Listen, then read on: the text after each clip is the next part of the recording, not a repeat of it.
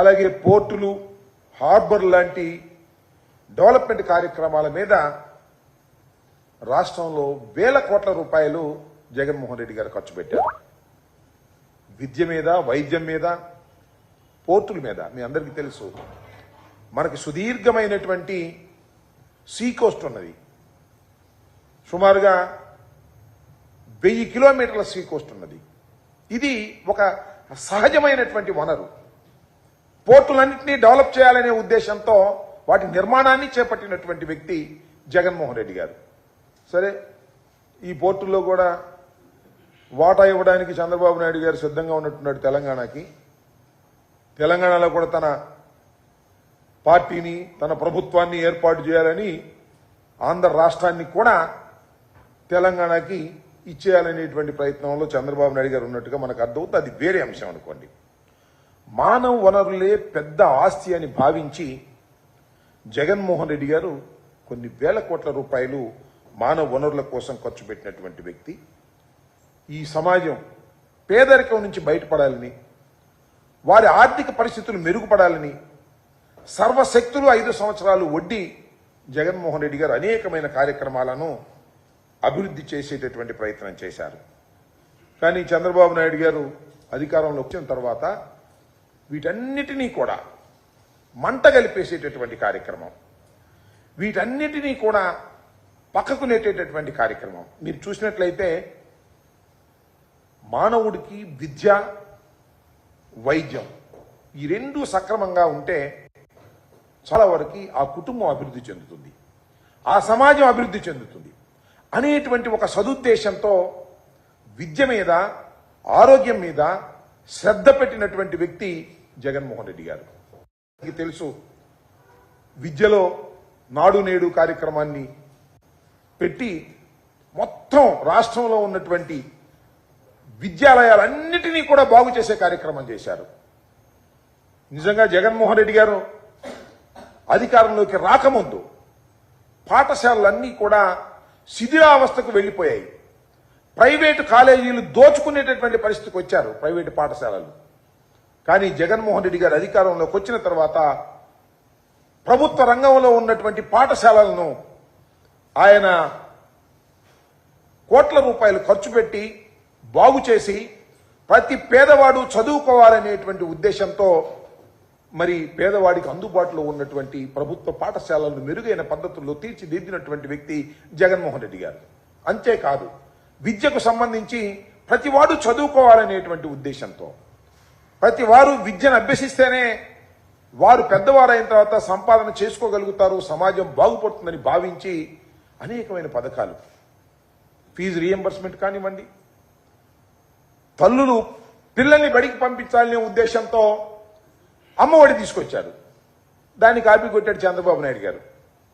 Copy కొట్టి తల్లికి వందనం అన్నాడు. అమ్మఒడి బాయే, తల్లికి వందనం జీవో ఇచ్చారు. MS-29 జీవో నెంబర్ MS-29 అమలు లేదు. అదేమంటే మీనమేషాలు లెక్కేస్తున్నారు. ఎప్పుడు దాన్ని మళ్ళా ప్రారంభిస్తారో తెలియనటువంటి ఒక క్రియేట్ చేశారు, ఒక అస్పష్టతను క్రియేట్ చేశారు విద్యాశాఖ మంత్రి గారు కూడా. అదేమంటే నెక్స్ట్ ఇయర్ నుంచి చేస్తామనేటువంటి మాట మాట్లాడుతున్నారు.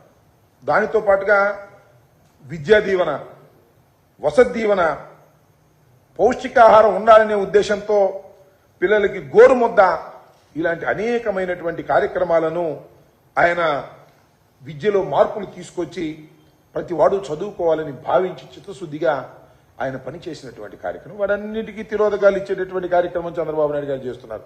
ఇప్పుడు 2 మాసాలు నిండి 3వ మాసంలో ప్రవేశించేసరికే అన్ని మూలన పడేసేటటువంటి కార్యక్రమం చేస్తున్నారు. ఇంకా వైద్య రంగంలో అయితే మీ అందరికీ తెలుసు, కని విని ఎరుగని మార్పులు తీసుకొచ్చినటువంటి ఘనత జగన్మోహన్ రెడ్డి గారిది. వైద్యం ప్రతి వాడికి అందితే వాడి ఖర్చు తగ్గుతుంది. ప్రభుత్వం వైద్యశాలల్లో ఉచితంగా వైద్యం అందాలని భావించి మరి విలేజ్ క్లినిక్లు కానీ, అర్బన్ క్లినిక్లు కానీ, పిహెచ్సిలు కానీ, సిహెచ్సిలు కానీ, ఏరియా ఆసుపత్రులు కానీ, జిల్లా ఆసుపత్రులు కానీ, దానితో పాటు టీచింగ్ ఆసుపత్రుల్లో సమూలమైన మార్పులు తీసుకొచ్చారు. సూపర్ స్పెషాలిటీ ఆసుపత్రులు ఏర్పాటు చేశారు. ఇంకా 17 కొత్త మెడికల్ కాలేజీలు ఏర్పాటు చేసి పనులు మొదలు పెట్టారు. దానిలో 5 పూర్తి చేశారు.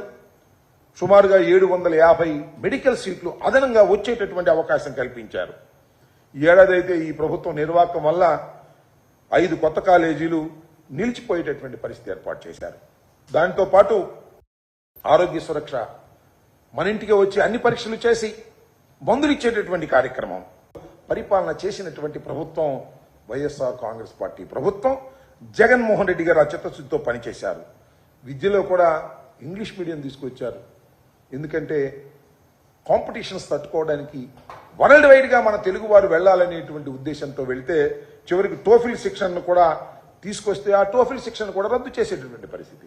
ఇవాళ ఇంగ్లీష్ మీడియం కూడా తిరోధకాలు ఇచ్చేటటువంటి పరిస్థితికి దిగజారిపోయారు.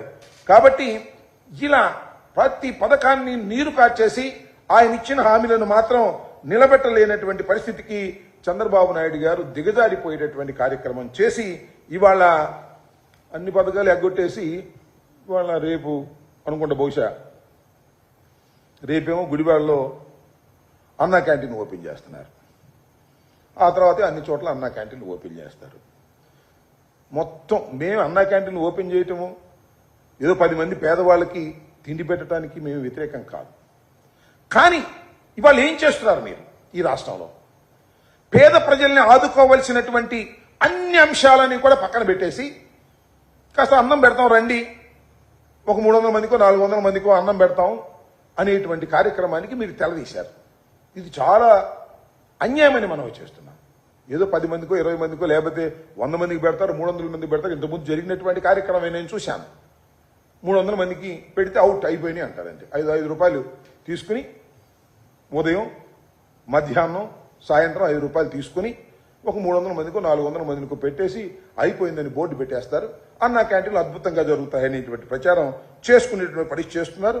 అన్నా క్యాంటీన్లు ఎలా జరిగాయో, అన్నా క్యాంటీన్లో ఎంత అవినీతి జరిగిందో కొత్త కాదని మనవి చేస్తున్నాం. నాకు తెలుసు.